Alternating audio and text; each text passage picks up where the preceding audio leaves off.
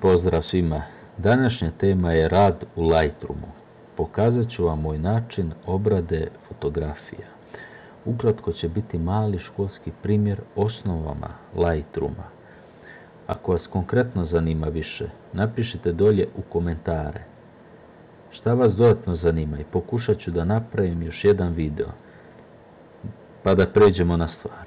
Najbitnije je da znate da je fotografija zapravo u prevodu pisanje sa svjetlošću, a još neke važne detalje je potrebno znati ako želite osnovno znanje i ako želite imati kontrolu, a to je dinamika fotografije.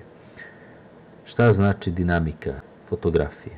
To znači da znate kontrolisati svjetlost, a sjenke su glavna manipulacija svjetlosti.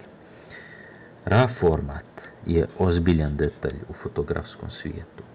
Ako njega savladate, savladali ste najbitnije karike fotografije. RAW format je zero format u kojem su zadržane sve informacije koje je zabilježio senzor aparata. Napomenut ću da je zadržan i veliki broj nepravilnosti u vidu šuma, nedefinisani sjenke, boje koje treba posložiti, a tome služe upravo programi poput Photoshopa, Lightrooma koje koristim, još neki drugi važni i manje važni programi. RAW format se razlikuje od kompresovnog formata JPEG. Evo zašto. Prije toga početnicima napomenut, JPEG je opšte prihvaćen kompresovan format. Kada fotografišete sa telefonom ili aparatom, vi upravo dobijate već gotove informacije koje je senzor preko programa obradio. Taj telefon ili taj DSLR. Kvalitet fotografije zavisi od kvaliteta tog programa. Ono što je zajedničko telefona i DSLR-a, to je da je fotografija ograničena informacijama i sa njom više ništa ne možete. Sa druge strane, RAW ili NEF u Nikonom svijetu možete otvoriti programom kao što je Lightroom primjer. JPEG 8-bitni, to je 16 miliona nijansi boja. RAW, na primjer, od 12 bita ima 68 miliona boja. RAW od 14 bita ima 4,3 trilijona nijansi boja. Koliko je to mnogo veće. Na fotografiji je prisutna jako nedefinisana dinamika. Mi ćemo to pokušati dinamički rasporediti. Na primjer, danas postoje neki mnogo bitni programi već neko duže vrijeme koje se zovu HDR, znači High Dynamic Range. To znači da jednostavno program sam obrađuje fotografiju iz više primjeraka, radi se najmanje od 3. Mi ćemo to uraditi ručno. Definitivno ne radimo HDR, ali radimo slično. Šta ovdje imamo? Najbitniji u fotografijama je, rečemo, balans bijele. Balans bila je, na primjer, jako bitan segment fotografije. Preko nje ćete odlučiti da li će da bude toplih nijansi, hladnih nijansi, da li će boje biti realne ili ćete sa njima manipulisati. Mi ćemo da uradimo na brzi način balans bijele. Imate 3 načina da uradite balans bijele. Imate automatski, evo kako se dobio. Naćemo. Imate mogućnost kao pimpeta. Sa njom morate da tražite neutralnu sivu boju da biste pronašli balans bijele. Neutralna siva boja dobija, jako je komplikovano naći, ali uglavnom mora da se poklopi. Mora da budu i red, i green, i blue, mora da se namjeste sa istim brojem, da je uglavnom neutralna siva. Tada dobijate balans bijele. Treći način je onaj sofisticiran način, kako bi ga nazvao. To je manualno podešavanje. To se radi tako što vibraciju boja povećate, onda temperaturu boja tražite kako odgovara vama. Tint ne morate previše, možete tako 7. Ali naš način nije u ovom trenutku bitan. Mi ćemo to uraditi automatski. Automatiku manje više pronađe Dakle, idemo dalje. Tonovi, ekspozicija, kontrast, ekspozicija, to vam je jačina svjetlosti koju ekspozira. Pratite oblake kad se smanjuje ekspozicija. Čim se povećava ekspozicija, dobijamo donji dio, ali gore gubimo. Mi ćemo da smanjimo malo ekspoziciju, ali zato ćemo da povećamo sjenke, shadow. Vidite kako sad dobijamo donji dio.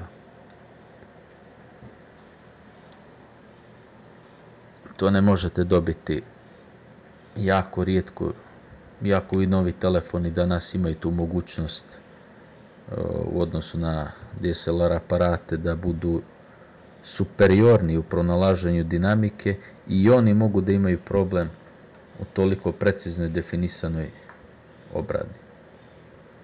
Mi smo ovdje malo previše digli shadow, pa ćemo highlight da smanjimo. Vidite oblaci kako se smanjuju. Također ćemo još malo da smanjimo ekspoziciju. U ovome svemu ćemo dodati kontrast. Kontrast je karika koja vrši pritisak na razliku crne i bijele boje. Tako da kontrast je jako bitan ako želimo da istaknemo šta je drvo, što je oblak. Ovdje ne mora mnogo da se radi. Ovo je primjer fotografije, imate clarity, jasnoću. Ja sam tip koji inače povećavam pomalo jasnoću jer volim da istaknem ta drveća u pozadini. Tekstura, to je tekstura, pa nije tip jasnoće, ali može da se računa kao vrsta isticanja nekog detalja. Primjer, pogledajte drveća kad se poveća tekstura. Ne treba prenagljati. Vibraciju boja, ako želite da vam bude što realnija fotografija, idete na jako mali procenat saturacije. Idemo dalje. Ovo i ne morate da koristite baš striktno da to mora da se uradi. Ali evo i to su dodatne pojačanja. Oblaci, light, svjetlost. Tačno dobijate dinamiku kako želite. Evo, pošto to vrijeme bilo, kada sam fotografisao, to je bilo mračno. Dobro? Ja sam doduše mogao vidjeti to drveće svjetlije, ali realnije u digitalnom svijetu prenijeti da bude malo mračnije. Vratit ćemo se na shadow. Odlično. Primjećujete li šum? Šum je prikazan, pogotovo kod DSLR-a koji na sebi imaju lošije objektive, oni prirodno imaju više šuma. To možete da riješite sa maskom Luminance, ali nikad nemojte previše da gurate, a nije ni neophodno da morate da gurate. Ovdje kada radimo, primjer, ja biram koji sam koristio objektiv tada kada sam radio fotografiju. To je rađeno sa kit objektivom. Uglavnom taj dio je bitan ako želite da ispravite fotografiju od aberacija, ali nije neophodno. Ovo je verzija RAW formata. Ovo nemojte da dirate. Imate sve ovdje, na primjer RAW. Jačina boja, koliko će boje da svijetle. S ovim se možete poigrati, mi se nećemo zadržavati na tome.